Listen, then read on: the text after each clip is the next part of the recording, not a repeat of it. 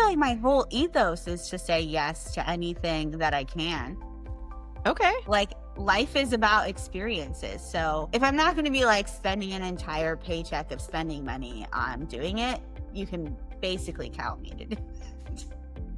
Hey there, and welcome to Work is Third, the podcast that is all about indulging in rest, setting boundaries, finding joy, and putting yourself first.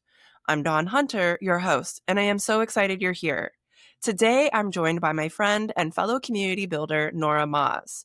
We talk about the joy of road trips, the importance of rest, and how even something as simple as sharing sourdough bread with your neighbors can spark real connection. Gnora reminds us that community and joy are built in small, everyday moments, whether at the dog park, through local organizing, or laughing together at the Museum of Bad Art.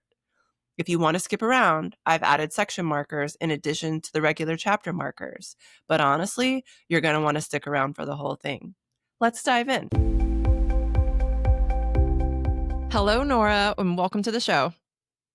Hi, Dawn. Thanks for having me. I'm really glad to have you here because every time we talk, it is a joy. And I'm really looking forward to this conversation. It is always so fun to spend time with you. I love when we spend time in person in all the ways that our lives overlap and get to have drinks or dinner. And I always feel like I learn something and I laugh about at least 10 things.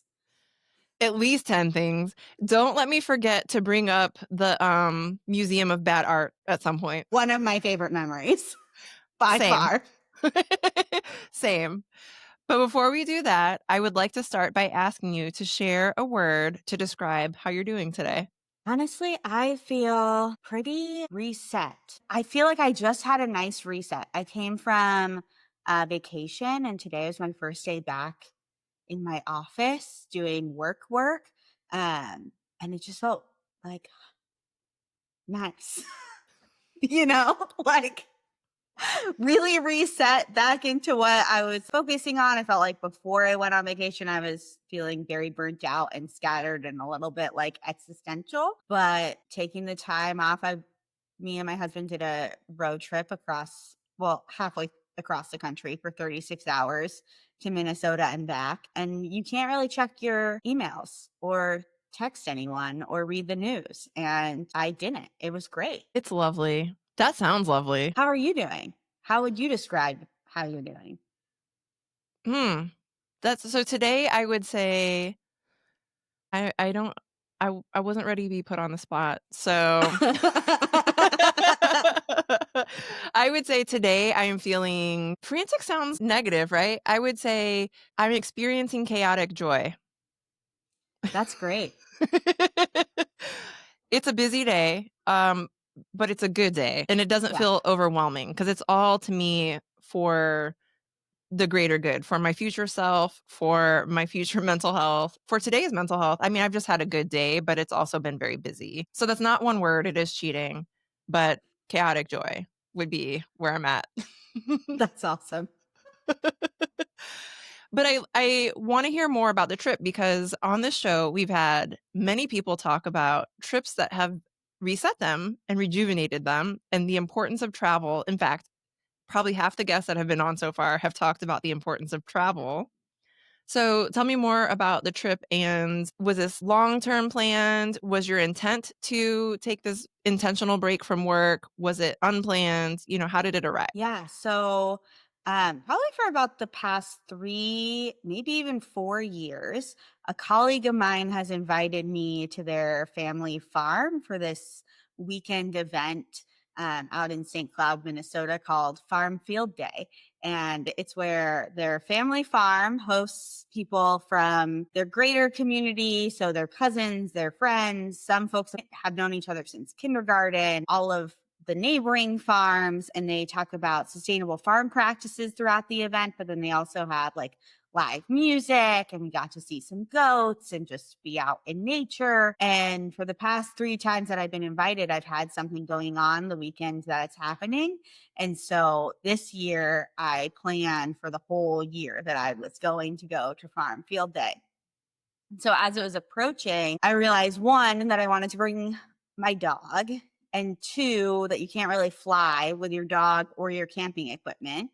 And so me and my husband decided to pack up our Subaru and drive from Baltimore, Maryland to Columbus, Ohio, which is where we spent our first night. And then we drove 12 hours from Columbus, Ohio to St. Cloud, Minnesota on the second day. And then we spent maybe 36 hours at Farm Field Day before turning around and doing the drive in reverse. And I would say chaotic joy is a really good word because I feel like I felt a lot of chaotic joy throughout the drive. Like, this shouldn't be all that fun, but it is a ton of fun. Like, there's so much happening, but also not a lot happening. And all we can really do is be with each other and listen to cool music, and make jokes about the stupid drivers in the Chicago freeway. That sounds entertaining. Are the drivers on the Chicago freeway like the drivers in Metro Atlanta? This is the question. Yeah, I would say Metro Atlanta, I would say they're also very similar to Texas, like 5-lane highways all trying to merge with these big like a huge trucking population on the freeway. And you're just hoping that they see you in their mirrors. That is the scary thing. So I love road trips, and also no, I love them. I love them completely. But there's this: am I going to be safe driving on the road? There's always chaos, especially you have the truckers, you have people who are doing road trips also, but the people who live in the area. You have to find the balance between spending time on the road and spending time in the thing that you're trying to do. So Yeah. is the road trip worth it in terms of time? You're not doing the thing that we've become accustomed to, looking at your phone, maybe watching TV or whatever. So you're having to just reorient your energy and your attention in a different way. So there's all this stuff going on with a road trip, but it's so much fun because it's different and it's new. Or even if it isn't new to you and you've done the road trip like thousands of times before, it forces you out of your ordinary life, I think. Yeah. How Yeah, did it feel? Did it feel like that for you? totally. I mean, I think we reflected on the idea that next time we do this, and we're for sure going back to Farm Field Day because it was phenomenal. We're going to need to have more time between the two driving blocks so that we have more time like in Minnesota, or maybe we'll take more time driving so we have, we drove straight through Chicago. It'd be really cool to have time to even get lunch in the city, or like stop along in Wisconsin or other areas because we haven't done a ton of exploring. But it was just really nice to be like focused on spending time together. We did get to stop in Columbus, which is where we went to undergrad. So we saw some college friends, which is always so re-energizing. And then being on the farm was also like there's not very good service. So just super unplugged. I think we would like to space it out a lot more next time. We love road trips though. So we're always scheming for our next like great American road trip across the country. When I may be aging myself. I am aging myself by sharing this story, but when I was an undergrad, I grew up in New Mexico and I went to school undergrad in New Jersey, and I would drive back and forth between New Mexico and New Jersey on long breaks, like spring Oh break, my God. winter break, summer breaks, right? I drove straight through. And so I would leave, it takes, I don't even know, 29 hours all the way through, maybe longer. And what I would do is I would drive through the night, and then I would stop near sunrise in like a rest stop to take a nap. So it was arguably less dangerous to be sleeping in your car in daylight than in the middle of the night. And we only had payphones. And so my parents would buy me phone cards so that I could stop by a payphone and then call them and let them know where I was in the United States. But now I will absolutely never do that again. I will not drive 29 hours straight. I just cannot do it. I need a bed. I need Yeah. breaks. I need luxury. No, I don't even need luxury. I just need to like not be in my car that long. Yeah, I drove for 5 hours on the last day, and just because I was like, I can do it. I'm going to keep pushing through. We don't need to stop. And then I slept 13 hours when we got home. I went to sleep at 8 p.m., woke up at 9 a.m. yesterday. I am so jealous. So many days in the past week, I've been ready to go to bed at 8:30, and somehow I'm still up at 11:30. But I'm like, I would love to go to bed at 8:30 and then wake up at my normal time. How did it It feel? it felt so good. And then it was like, I had yesterday off because I knew I was going to need it. And so I spent the whole day just in my pajamas and took a nice, long, very hot shower and just watched really stupid TV all day. And it was great. That sounds like an amazing day. Yeah. What stupid TV did you watch?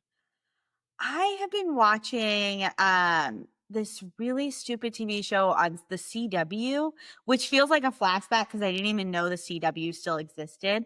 But it's like Sullivan's Island or something, and it has the actor who plays Luke Danes on Gilmore Girls, and then one of the lead male actors from One Tree Hill, who's also in Gilmore Girls for like a season or two, and Okay. then it's just a very weird cast. It's like one of those like really smart neuroscience doctor goes back home into rural town and then she gets sucked into the town drama and never leaves. That's basically the plot, which I feel like there are 10 shows that fit that plot. Also, isn't that the Hallmark Channel? Yes. That is all of the stories. That sounds incredible, though. So did you work today? Yeah. Yeah, I did. Do you wish you had taken more time off? Honestly, no, because I work today and then I work tomorrow. And then my work is great. We have summer Fridays. So every other Friday, we close the office. And this Friday is a summer Friday. So I'm not working on Friday. And then next week is what we call reading week, which is where we don't take any meetings and we don't have any to do lists during reading week. So nothing gets done and we just read.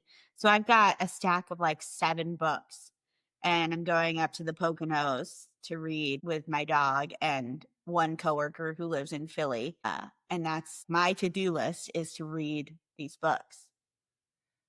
This is incredible. And in fact, I think this is the first time on the show so far that I've heard either of these ideas come up. Well, we've talked about no meeting Fridays, but making summer Fridays a thing is a really nice, making it seasonal.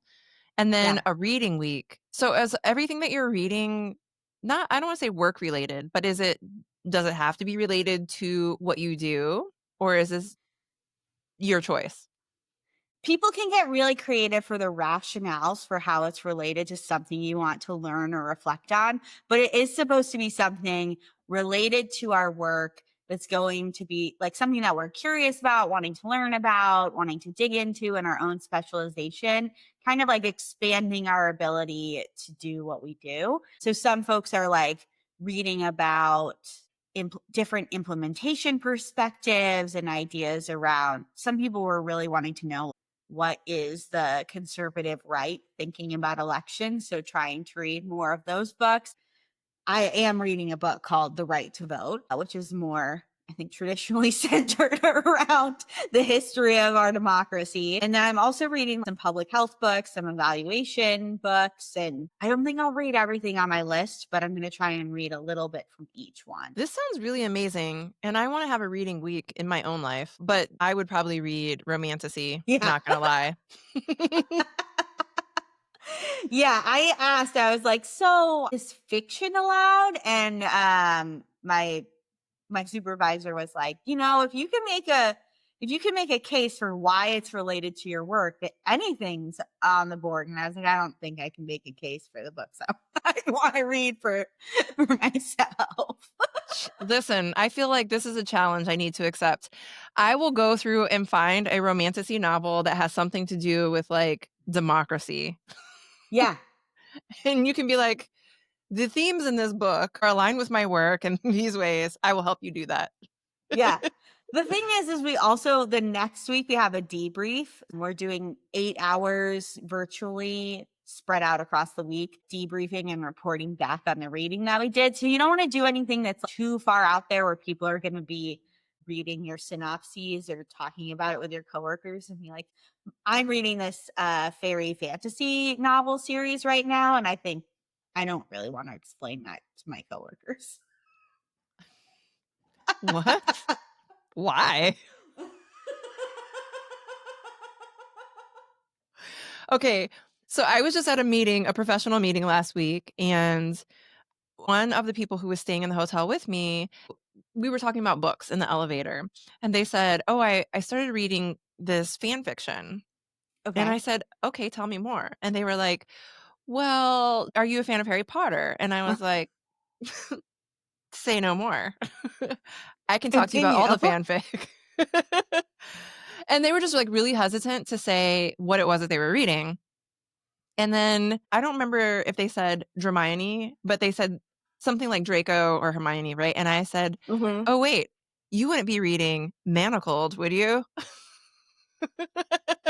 And turns out they were. But it was so Amazing. interesting because they were like very uncomfortable with saying, "I'm reading a Hermione fanfic." And I was like, "No, embrace your romanticy Hermione fanfic heart. Like, I'm there with you. It is awesome. Let's talk about this book because I just want to reread it and I loved it so much. And you should just be proud of that." That's amazing.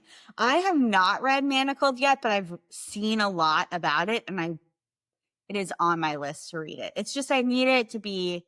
I want one of those cool print versions, but I know it's hard to find. It might be a fun art project to make your own. I see people making their own book covers and like printing the book. And so that could be a fun little crafty activity to do. With my crafts, I have the delusion of thinking I can do something like that.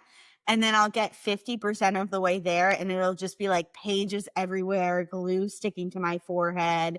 Like, and then I might finish it and I won't be able to read because all the margins are too close. Yeah, that could be Yep. problematic. But you made this gorgeous book. I mean, semi-gorgeous. Yeah.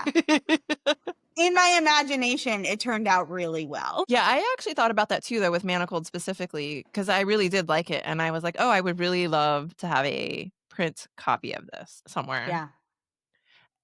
You do know that the author of that got a book deal and is issuing it as an official book, but it is, of course, it doesn't have any of the Harry Potter connections because, Yeah. It's like law. 50 Shades of Grey. Yes. They had to rename all the characters, but it is technically fan fiction off of the Twilight series. Right. Although I can't imagine, I mean, I'm not going to lie, I cannot imagine Edward being anything like Christian Grey. They seem very different to me. Yep.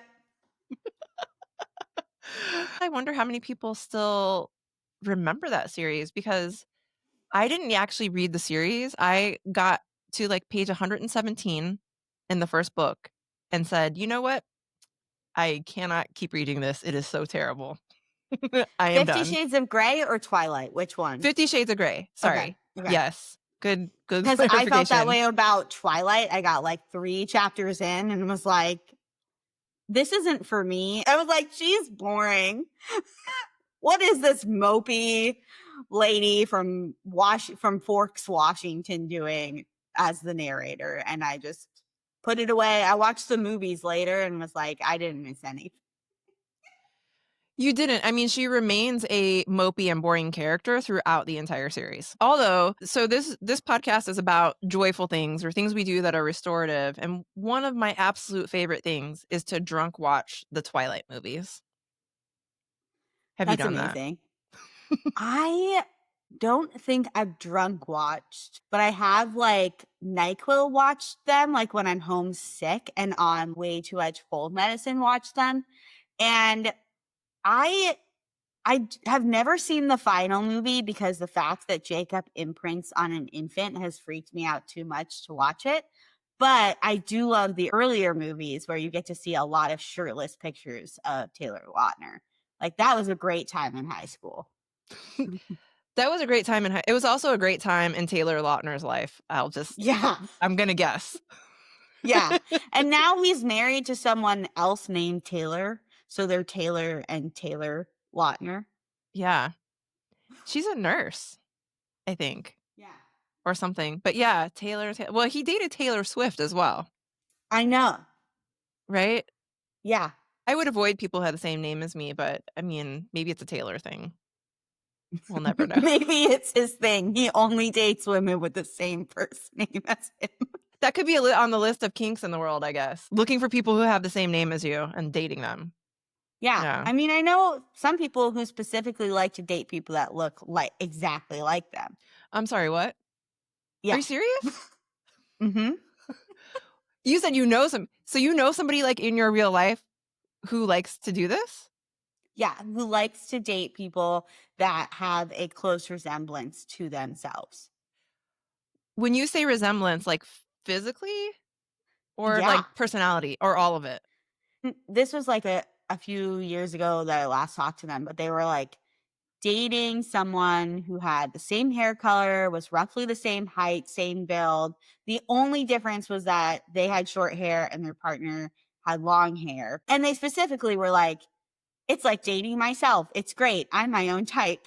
I was like, that's not how I feel.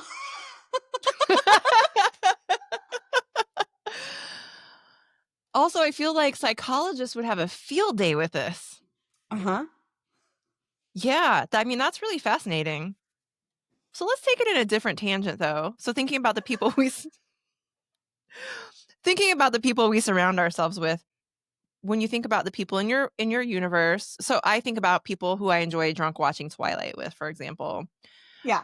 Who are those people for you? Besides the person that likes to date people that looks like themselves, what kind of folks are in your universe? My like very proximity relationships right now, not talking about necessarily like deep relationships, but the people I see every day are dog people because I have a dog and we go to the dog park every day. And so my community in my neighborhood has become the dog parents that go to the same dog park as me. And now we go to trivia nights every week. And we have some friends who are from the dog park and we have a standing dinner date every week. And like just looking for like kind, open people who are willing to have conversations with other people. I'm trying really hard to make friends with people across the political spectrum who have varying degrees of opinions.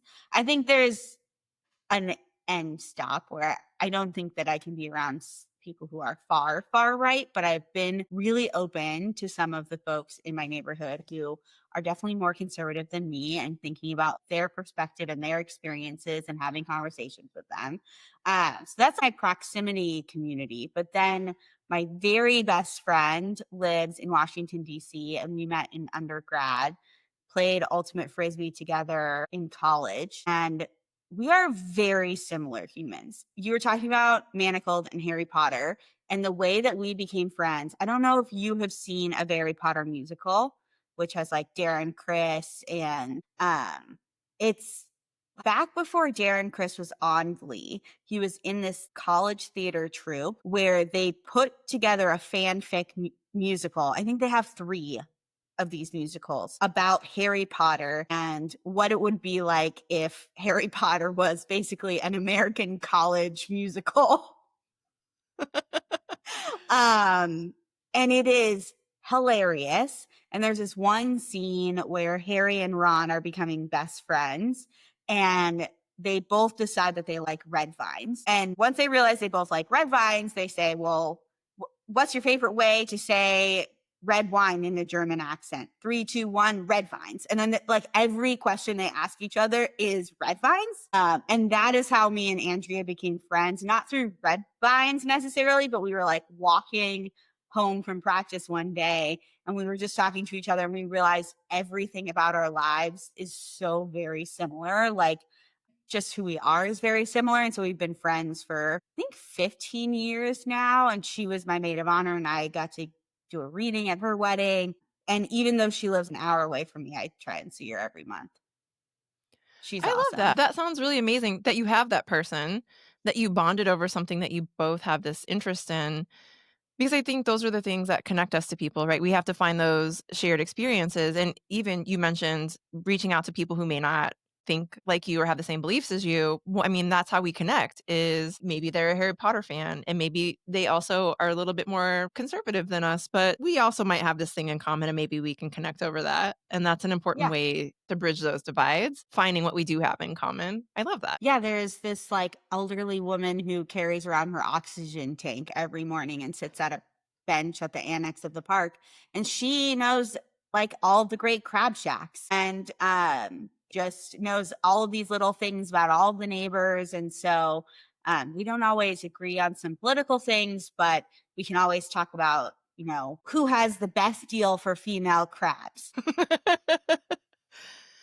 These connections are important though. Whether it's in your neighborhood or you're traveling, like I met someone recently who has a spreadsheet of the best places to eat in New Orleans. This is important.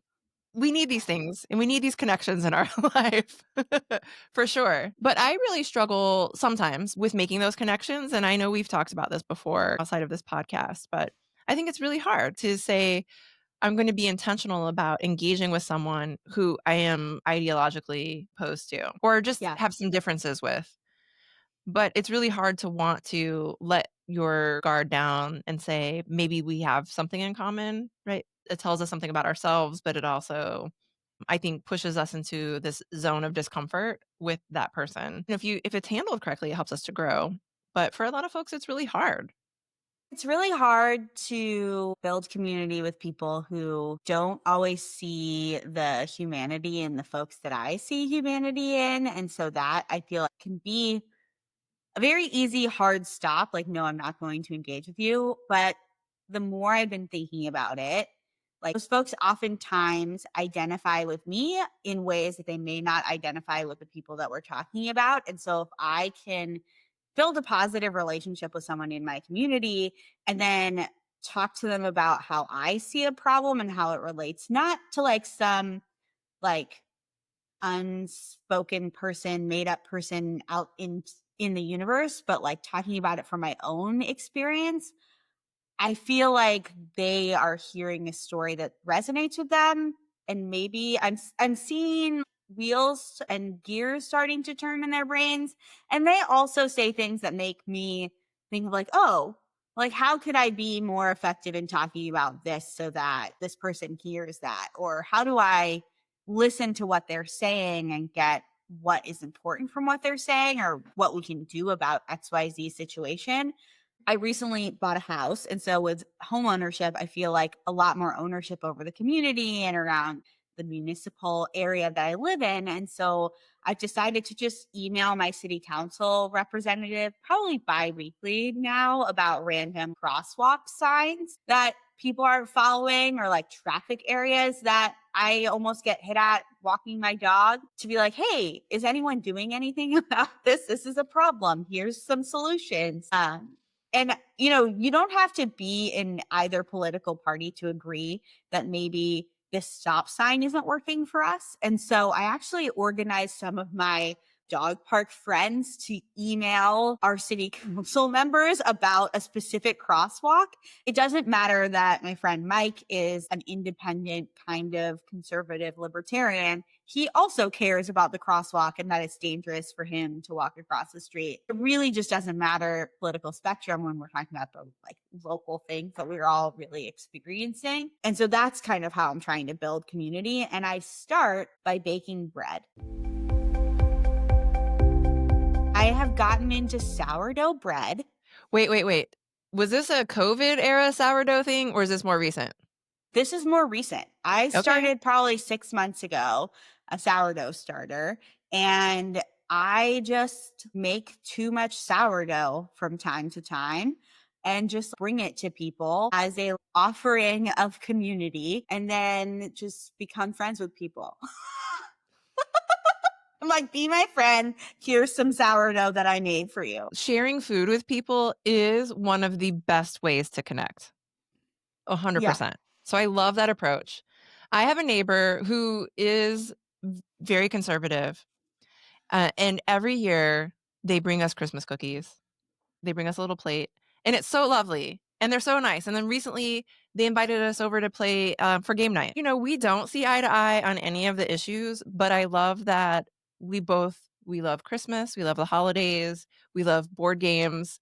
And that's what we Yeah. connect over. And I think, just that food, right? That's a way to say, trust me or welcome. There's all these loving things that make us feel like we belong and we're cared about. And it's such a simple act that we can do for other people. Yeah. Yeah. It's really rejuvenating for me because I feel like, I'm making an effort to be like a friendly neighbor to people. And then they're always so surprised. And so, like, oh, what? You made me bread. It's just like, it's nice to give gifts.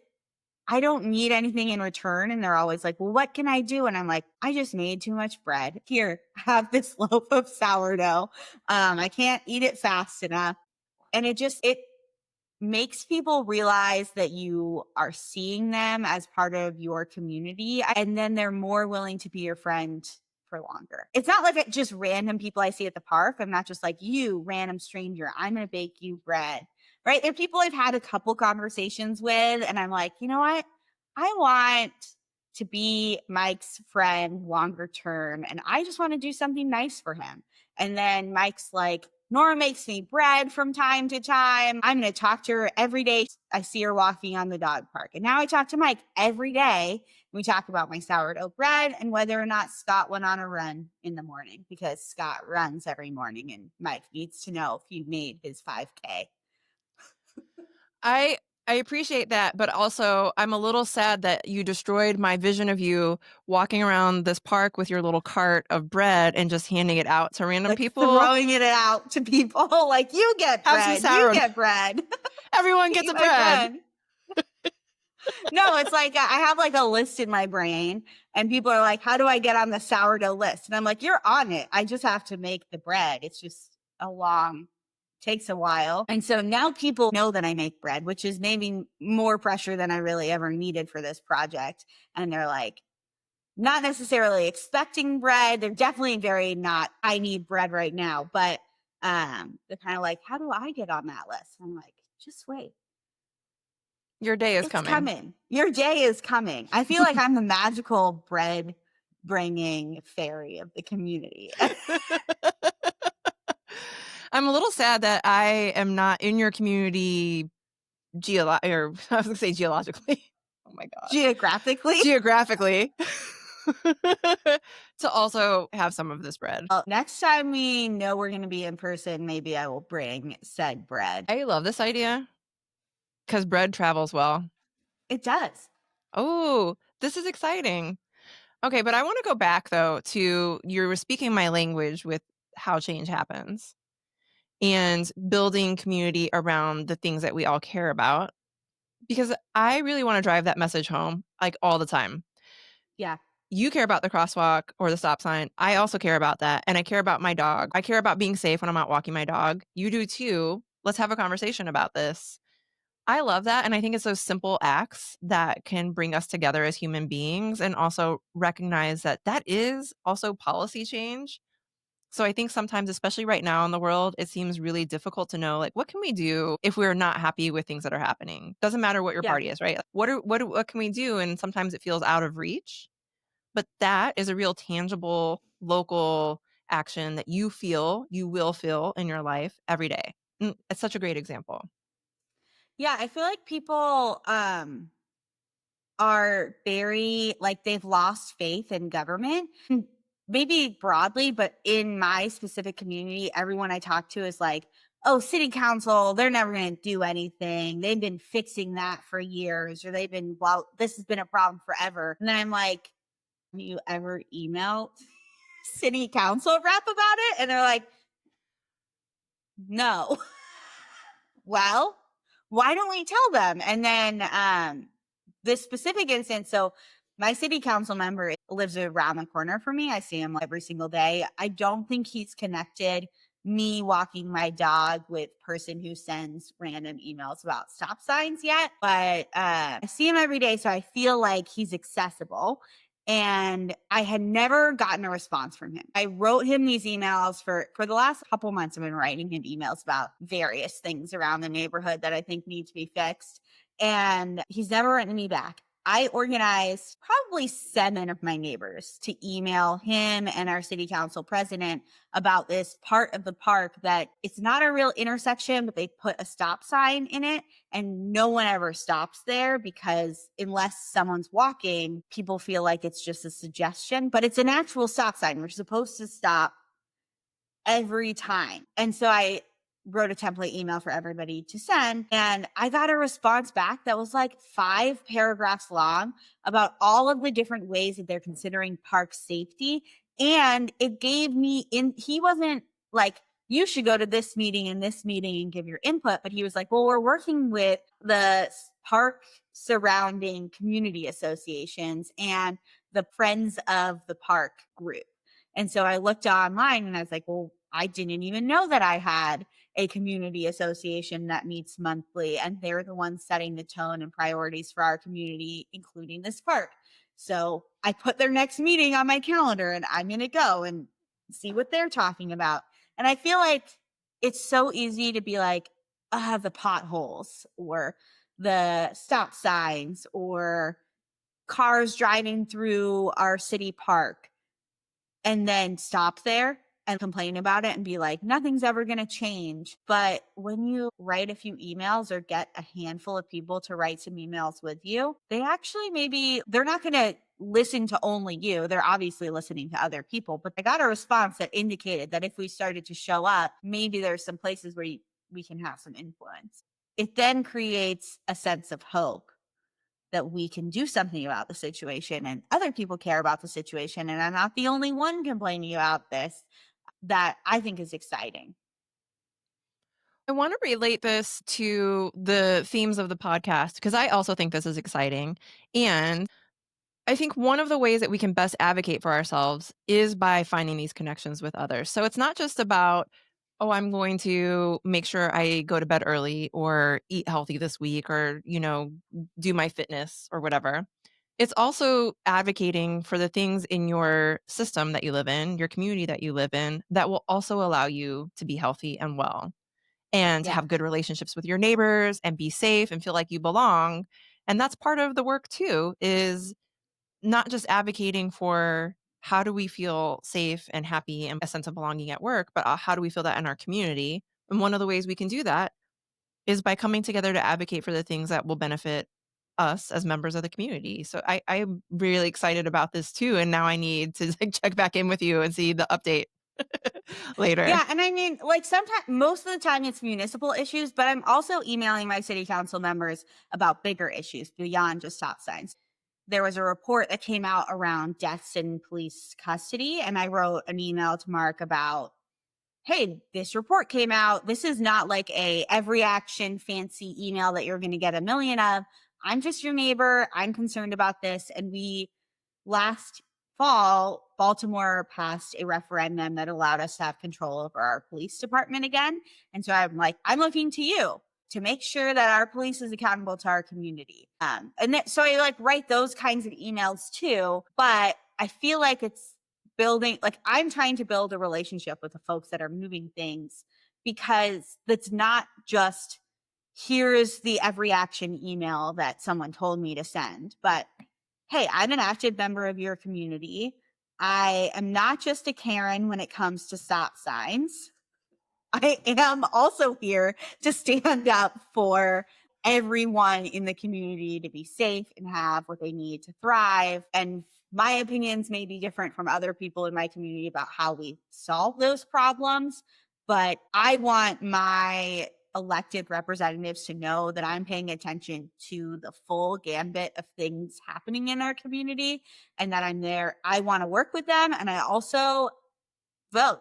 I vote in every election and I'm going to be paying attention. And I think that piece is really energizing too. I'm trying to build a relationship that spans across all of the different things I care about and organizing my community in very small ways to take like their first baby steps into doing something like that. Cause I think they're all very nervous about doing anything bigger than talking about a stop sign at our park. Yeah, you need an introduction. You need something that's accessible to you, that you feel like Yeah. you can really influence, and then have an easy win, if you will. And maybe it's not an easy win because it will take some work even with the stop signs, but it is something that is more accessible to you than like making sure everyone has health insurance, right? So Yeah. it's a little bit, it's down here and not up here. Yeah. Yeah. I really love the way this conversation is going because it really is about the ways that community can also be a priority for us.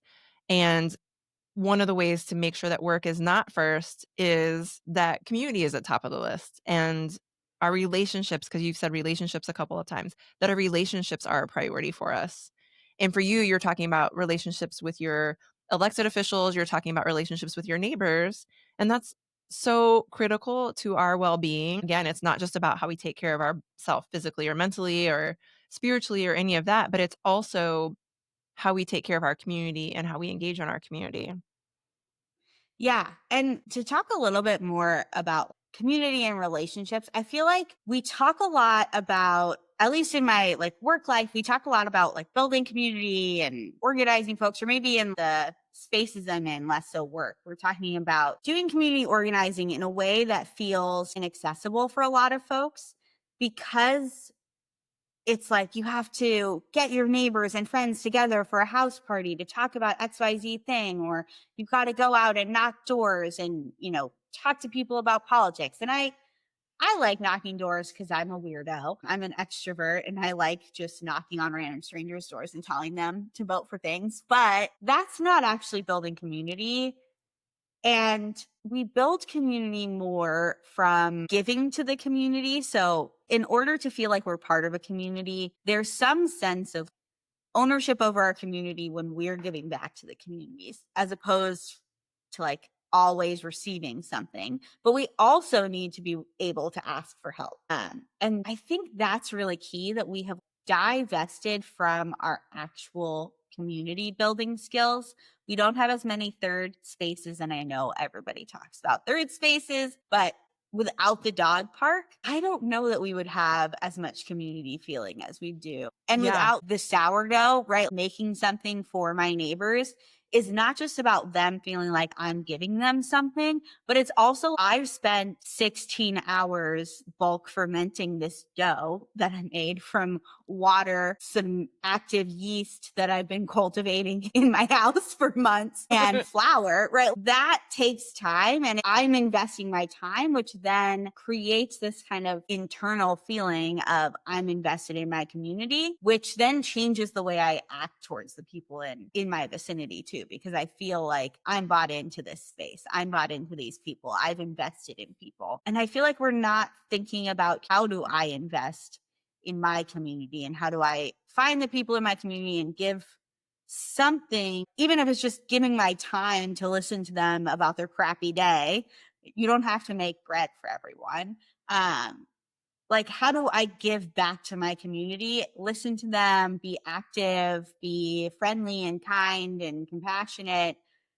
That's how we build community. And then once we've built community, then we can start to talk about pushing our community to be more, I don't know, in line with the vision that we maybe have for the future of the world. But you have to start by like being invested in it. It'd be so much easier to scroll on TikTok all evening long and take my dog to the park and not talk to anyone and just have my headphones on or call my mom or whatever. But I actively don't do that. I put my phone away. I try and say hello to people. I learn their names. I now have people in my phone whose dogs, like I used to have just mom of this dog, and now I know their full names. That is everybody in my neighborhood. I'm like, "Oh, Sadie's mom." Yeah. I don't know her name. This is so wonderful because I really agree with the idea of being invested in our community and how we demonstrate that. And I love that you mentioned third places. I think about one of my best friends that I adore, I met going to a meetup at a dog bar. We took our dogs to Amazing. hang out and have drinks, and now we're friends. And it was great. And I don't know that I ever would have met her if I hadn't just agreed to go to that event and take my dog and just see who was there Yeah. and meet new people, right? Be open to that experience.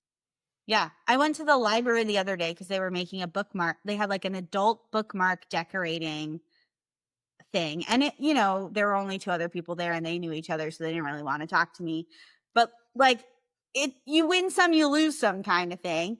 And I went and invested in being present at my library. I went to an event, and that's how you start to meet people and get to know people. And some of our dog park friends now, like when Scott's grandma passed away a few months ago, we needed someone to watch our dog. And we were able to call our dog park friends, no questions asked, like, hey, I need someone to watch my dog for the night so I can drive 2 hours to see my grandma one more time. The people that weren't available were like, I am so sorry. I will help you with anything else. I'm not in town. Or I have 3 dogs in my house right now because I'm currently dog sitting. But then someone was like, absolutely. And we were able to drop Junie off, one, with someone she knew, with a dog that she's friends with. And we had no concerns about what she was going to be up to, where she was going to be. And that kind of thing, it's like so 100% worth investing the time, not sitting at home and watching mindless television. Although that is needed sometimes. It is also needed, but it's beautiful to have those people in your community that you can rely on. And I think sometimes we're surprised by how willing people are to help each other. Like we have Yeah. forgotten that in some ways, but people I think do still care and want to be Yeah. helpful and want to be caring neighbors and supportive friends. So let's go back to mindless television and your bookmark making. My terrible segue. You mentioned that mindless television is important. You talked about the adult bookmaking, which I love. I've done that. I go to the USF St. Petersburg campus library, and they have a station that you can just do all kinds of random things. You can make felt bookmarks, you can color, you can do puzzles. It's amazing. And it's just in this little corner of the library. And I love that because that is also something that is nurturing. Yeah. It's for students, but they also have it set up so community members can be there too. But I also want to tie this back into the start of the conversation where we mentioned the Museum of Bad Art. And so all of these things collectively are things to me that I think are sometimes mindless joy, but necessary joys. So let's talk about the Museum of Bad Art and the ways that we find joy. Oh my God. That was the night of the 2022 election, right? That was. Yeah. We went That to the was, Museum of Bad Art. Yeah. Right before we then went back to your hotel bar and watched the election results. We were at APHA, and I was only there because they were trying to pass that policy statement we had worked on for like over a year. A long time. A long time. And they finally passed it. And they passed that policy statement on election day, and then we watched the election results come in. But what was in the middle of that sandwich of elections was looking at terrible art over some good drinks and food and laughing at the absurdity of like the length of the bodies of these mermaids. That's all I remember is the length of the bodies of the mermaids in this one piece of art will just forever be ingrained in my brain. You know what's ingrained in my brain? The carrot people. Yes. There's this painting of carrots, but they had faces. And it was the weirdest thing I think I've ever seen. Everything in there was weird, to be fair, but it was hilarious. Actually, it ties together everything we've been talking about because we bonded over food, which we've done many times. We bonded over food. We bonded over art. We were in community. We were caring about the bigger issue, the bigger community, and because it was election time, but we had all these shared interests that made it. To me, it's one of my favorite trips I've done in recent years. It was my first APHA experience, and I think it might be my favorite so far because it was in Boston, and you have to find something fun to do every time you go to a conference, or else I feel like I'm going insane. The Museum of Bad Art was the best, like, external part of the conference that made the conference not so overwhelming, because for the listeners that haven't been to APHA, it's like 30,000 public health professionals descending on a single city convention center and spread out across 6 hotels.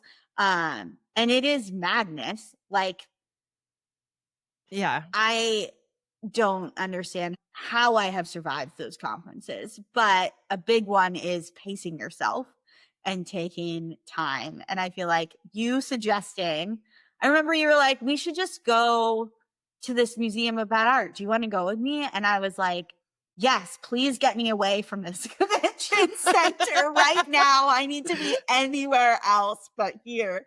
And it was just, yeah, highlight of the whole conference, highlight of the year, to be honest. It was Highlight a highlight. election experience. Yes.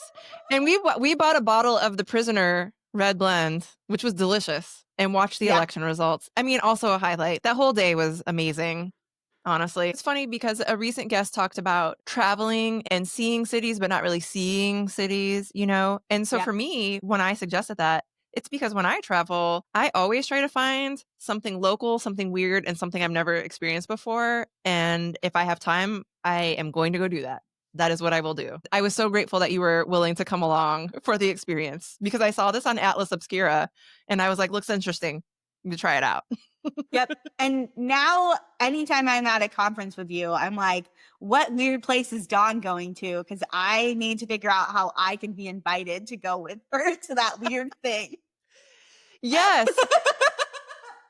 I love this because I think I will see you twice before the end of the year in person.